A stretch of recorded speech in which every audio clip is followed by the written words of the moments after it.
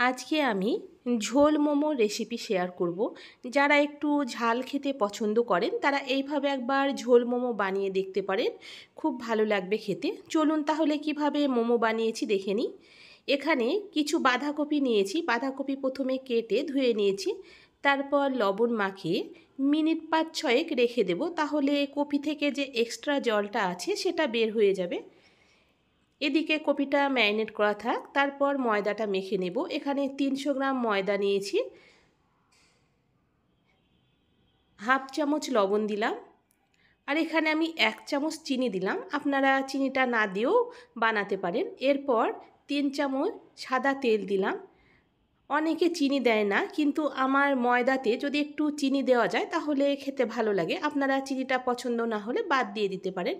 দেখুন তেল দিয়ে ভালো করে ময়ান দিয়ে নিয়েছি। এরপর গরম জল দিয়ে ময়দাটা মেখে নেব। এখানে একসঙ্গে জল দেব না, অল্প অল্প করে জল দেব, দিয়ে একটা সুন্দর ডো বানিয়ে নেব। এক কথায় লুচি ভাজবার জন্য যেভাবে আমরা ময়দাটা মেখে নিই ঠিক সেইভাবে ময়দাটা মেখে নেব। দেখুন মাখা হয়ে গেছে। এরপর ঢাকা দিয়ে রাখবো। দেখুন এদিকে 5 থেকে 6 মিনিট কপিতে লবণ মাখিয়ে রেখেছিলাম। এরপর ভালো করে হাত দিয়ে চেপে জলটা বের করে দেব। দেখুন কপিটা কতটা শুকনো হয়ে গেছে। এরপর এখানে একটা গ্রেট করা গাজর নিয়েছি। আপনারা গ্রেটারে গ্রেট করে নিতে পারেন, আবার বটি দিয়ে পাতলা করে কেটে নিতে পারেন।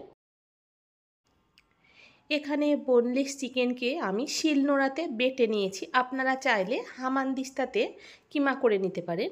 এরপর একটা কুচনো পেঁয়াজ দিলাম, কাঁচা লঙ্কা কুচি, হাফ চামচ রসুন বাটা, হাফ চামচ আদা বাটা, হাফ চামচ গোলমরিচ গুঁড়ো দিলাম।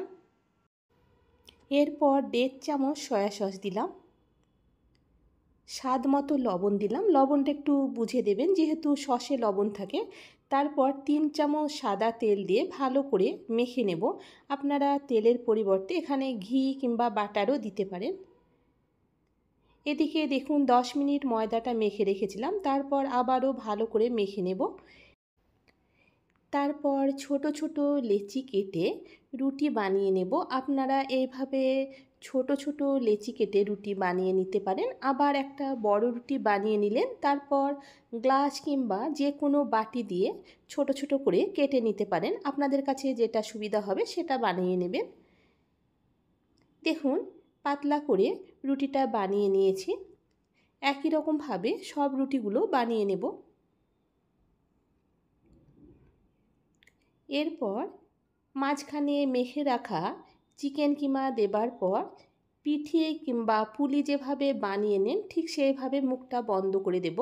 তারপর 2 দিকটা এইভাবে জোড়া দিয়ে দিলে মোমো শেপ হয়ে যাবে। আজকে আমি খুব সহজভাবে মোমোটা বানিয়ে দেখাচ্ছি। মোমোর অনেক ধরনের ডিজাইন হয়, আপনাদের কাছে যেটা সুবিধা মনে হবে সেইভাবে বানিয়ে নেবেন। কিন্তু দেখুন এইটা সবচাইতে সহজভাবে মোমো বানানো। ঠিক দেখে বুঝে নিতে হবে আমি কিভাবে বানিয়ে নিলাম। একই রকমভাবে সব মোমোগুলো বানিয়ে নেব।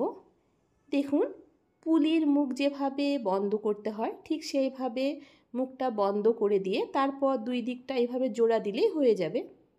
দেখুন সব মোমোগুলো বানিয়ে নিয়েছি।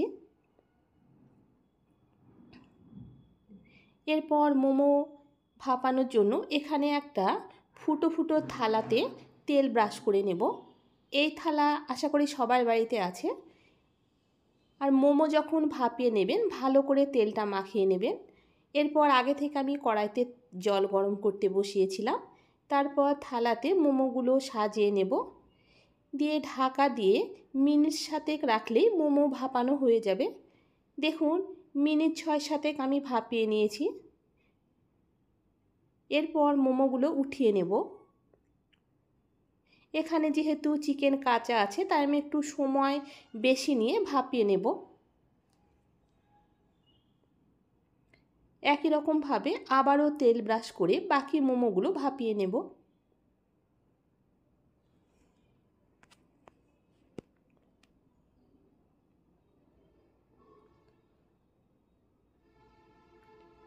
দেখুন সব মোমোগুলো ভাপানো হয়ে গেছে।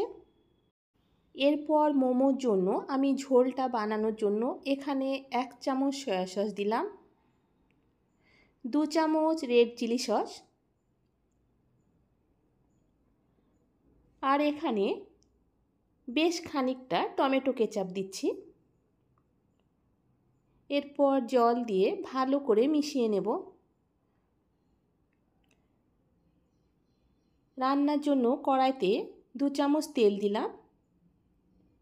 এরপর রসুন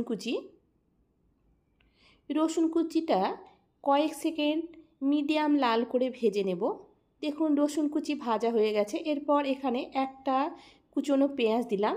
এই পেঁয়াজ কুচি দেবার সময় আমার ক্যামেরাটা অফ ছিল, তাই পেঁয়াজ কুচিটা আপনাদেরকে দেখাতে পারিনি।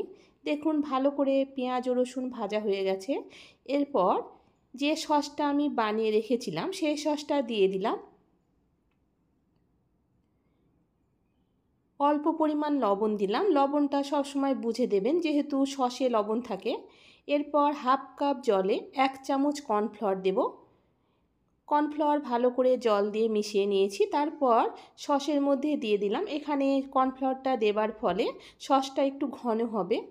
মোমো দেবার পর 1 মিনিট থেকে 1.5 মিনিট ফুটিয়ে নেব। এখানে 1 চামচ সাদা তিল দিলাম, কাঁচা লঙ্কা কুচি। ঝালটা আপনারা যে যেমন খান সেইভাবে দেবেন। যেহেতু মোমো আগে থেকে ভাপানো আছে তাই বেশিক্ষণ ফোটানোর দরকার নেই। দেখুন মিনিট 2 সময় নিয়ে মোমো ভালো করে ফুটিয়ে নিয়েছি। এরপর গ্যাসটা বন্ধ করে দিয়ে পরিবেশন করব ঝাল ঝাল মোমো। আশা করি আমার আজকের রেসিপি আপনাদের ভালো লেগেছে। ভালো লাগলে অবশ্যই একবার বাড়িতে বানিয়ে দেখতে পারেন। আজকের মতো এই পর্যন্ত। দেখা হচ্ছে পরবর্তী ভিডিওতে। ততক্ষণে সবাই ভালো থাকবেন, সুস্থ থাকবেন। ধন্যবাদ বন্ধুরা আমার এই ভিডিওটি দেখার জন্য।